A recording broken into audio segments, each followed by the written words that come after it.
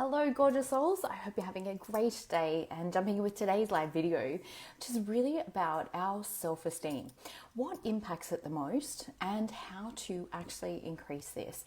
Our self-esteem is so vitally important as human beings simply because it really represents the esteem that we hold within ourselves, how we feel about ourselves at a deep level. And of course this impacts the way that we show up in life and the way that we interact with other people, and of course our confidence, our self-belief and our self-worth, self-value are all intricately tied in to our self-esteem.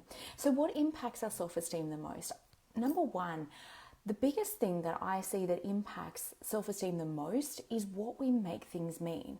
Quite often we are taking in experiences or even interactions with others and we turn it upon ourselves. We make it something very personal against ourselves normally if it's a so-called negative situation or negative event. If somebody's having a bad day, they don't smile back, we can make that mean, oh, I've done something wrong, it's all my fault, all of those things. So it's really, number one key is asking yourself, if you do not feel good in that moment, what am I making this mean?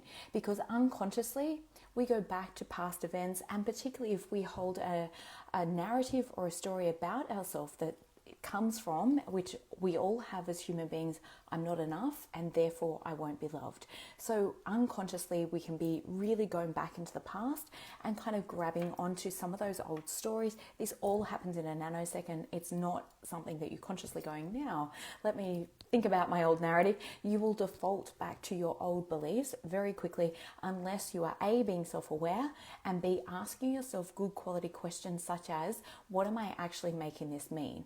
And what could be really going on here? The number two thing, and this is where I really want to lean into today, is the thing that impacts our self-esteem the most is of course how we feel about ourselves. Therefore, if we are going about our day and just kind of like not really caring about either ourselves, how we look, or what we're getting done, or we're not bringing our full energy, our full participation, our full that full-heartedness of, yes, I've got my whole heart behind this. This is something that I really want to be doing, and showing up in a way that makes you feel proud of who you are, that of course is going to impact your self-esteem. And this is where, like, obviously, our self-belief and self-worth, all of those things can start to get impacted, as well as our level of self-confidence, our ability, our confidence in ourselves in order to be able to progress, in order to be able to grow, in order to be able to be more of who we are and to be able to make a difference in the world. So all of these things can go in. And so if you're thinking about it, like, think about any particular area where you feel really good about who you are in that particular area. And I can promise you it will be because of the way that you're showing up. You give greater energy to it, you give great attention to it, you give greater care to it, you bring more of yourself to that particular thing. Think about another area where you don't feel good about for yourself, and you will notice that you have a different mindset about this particular area. It may be some limiting beliefs that are getting in the way of you showing up fully, or even believing that things are possible for you, or that things can even change for you. But the biggest thing that's actually holding you back from having really great self-esteem is actually showing up fully and really having a red hot crack at something, using very Aussie slang there, obviously at the moment. But it's really like bringing your whole self to something. That is when we show up with greater care, greater competence. We are embracing learning and growing and acquiring a skill set to increase our sense of excellence, and we're being there fully in our presence. Now, in some ways, that can be quite triggering for some people because where we do that in a particular area, we may not have as much focus or as much value or as much drive in another area. And an example of that might be somebody that's very business driven or very business minded, and somebody else that's very family orientated. And so sometimes of course, we can have inner conflicts and things like that that come up. But the biggest thing around this is wherever you are, be fully there. And if you don't want to be fully there, you need to be really honest and truthful with yourself and be really authentic in that decision of what you're truly saying yes to, really embracing that, really showing up full-heartedly and bringing your whole self to that situation or to that particular life area. And I can promise if you're doing that, you will progress and continue to grow in that particular area. It's when we're like only giving half ourselves to it, showing up in a half-assed way, it's just like, oh, I don't really care, it doesn't really matter. But it's the more that we do this, the more this can tend to permeate through other life areas as well. And of course, the cliche saying is, the way that we do anything is the way we do everything. So really paying attention to that, really noticing that. Now, the other thing that can really hold us back, or that can really impact us from showing up with our full self in full alignment is, of course, being aligned and doing the thing that is very, when I say aligned for you, in terms of it feels right for you, but it also feels good. That's when you know that you're in true alignment. Sometimes there's things that we know are right for us or are good for us, but don't necessarily feel good, particularly when we first start doing them. That might be like going back to the gym or working out again for the first time and you're noticing you're pretty sore in your muscles, things like that can definitely, but it's really understanding at a deeper level and a deeper reason and living in full alignment with your own personal values of whatever they are. So it could be whether that's health, whether that's vitality, whether that's financial freedom and security, whether that's love. Of course, there's so many different values that people can live by, but it's living in your own personal truth and in full alignment and coming into a situation where you can bring your whole self. Now, when we are tired, when we're exhausted, and if you are out of alignment with many things in your life, you may find it really difficult to show up fully.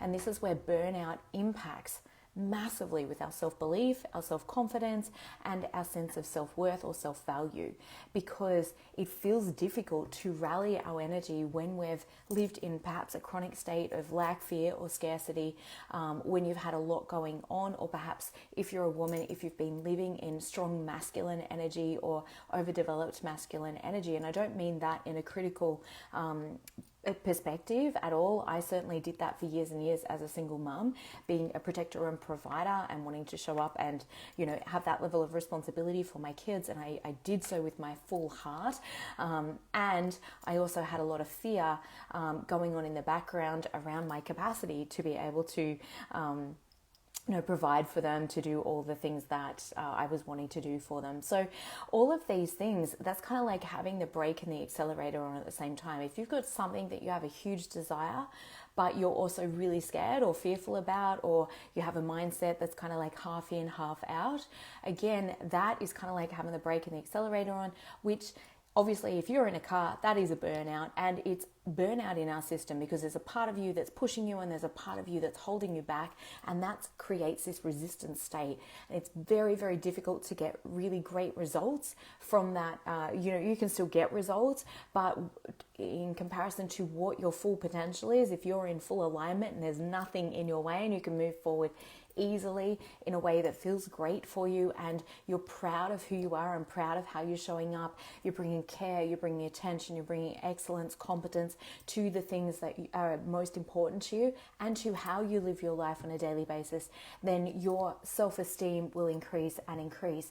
But I'm sure that you can see how being physically exhausted and being burnt out really holds you back from that, and really gives you a hard time of not only impact in the self-esteem, but in how you can actually show fully up. And I know when I was in the midst of my burnout, hey CJ, great to have you on here.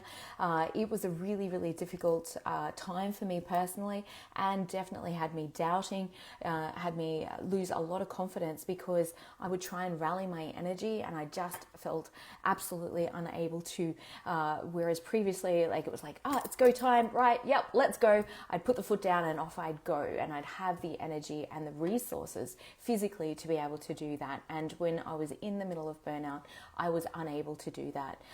A lot of people are experiencing burnout for many different reasons.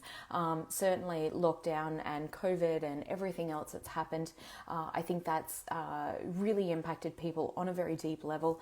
And certainly, from a fear status of, uncertainty in the world, has definitely impacted that, as well as obviously, loss of income, perhaps even loss of somebody that you love and care about deeply. All of those things can really impact us and kind of tip us over the edge, particularly if you've been in an adrenalized state or a pushing, striving state for such a long period of time. So I hope today's video has certainly been resourceful for you. If you are going through burnout and you are like, oh my gosh, that is exactly me. I feel like I can't get my energy behind. I'm normally motivated. I'm normally driven. I'm normally, a very high dynamic person, but I just cannot. I don't know what's wrong with me. I cannot motivate myself. I just can't seem to stick at what I'm wanting to do. Then please send me a PM. Let's have a conversation, see if and how I can help you. There's 5 critical stages in order to overcome burnout, and some very important steps along the way that really help to not only accelerate the healing process, but to ensure that you don't ever step back through and recreate burnout again for yourself. So have a beautiful day. Loads of love to you. And yes, if that is you, if you really resonate with that, absolutely. And CJ, totally. Chronic events like that can, or acute events, definitely can really tip us over the edge, and can be very, very difficult. And of course, the more that, and particularly in a PTSD state, I certainly have experienced PTSD myself, and from that state, we're very much living in a fight or flight state. The autonomic nervous system is constantly switched into sympathetic, which is go, go, go, can't stop, can't rest. The brain becomes very, very highly wired, highly anxious. We become hyper vigilant, and what happens, that is generally a slow progression depending on where you're at previously. From adrenal fatigue. But if you've already been pushed, stretched, certainly, I was experiencing that from being a single mum for such a long period of time, building my own business, and just, I am A-type personality as well, so I tend to push things pretty hard.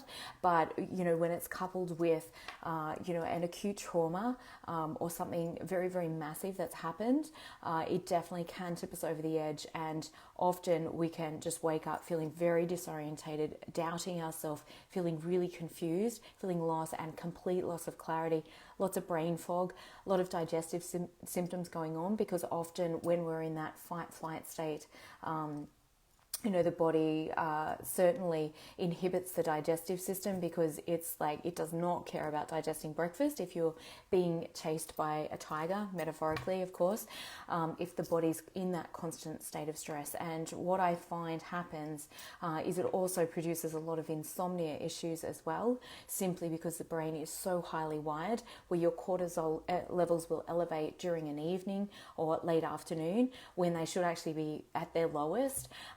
And yet when you go to wake up in the morning, cortisol levels have actually bottomed out. And certainly that was my adrenal profile when I was going through the thick of my burnout. And it is really, really difficult. So I'm glad that today's message has been helpful for you. Please reach out, honey, if you need some support around that. And sending you loads of love, definitely.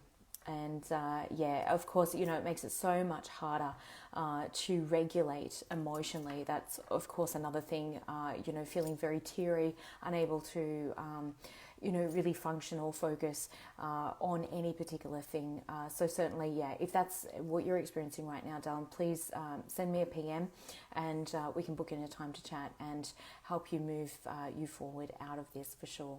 Sending you loads of love. And if you know anybody else that's experiencing some really big challenge like that, or you've noticed they're just not themselves lately, please share this video with them. The more that we can get the message out there, because it really does have us kind of question ourselves and doubt ourselves when we're going through that, and it can be very, very foreign in how the body feels, very numb, and it's really hard to kind of put your finger on exactly what's going on.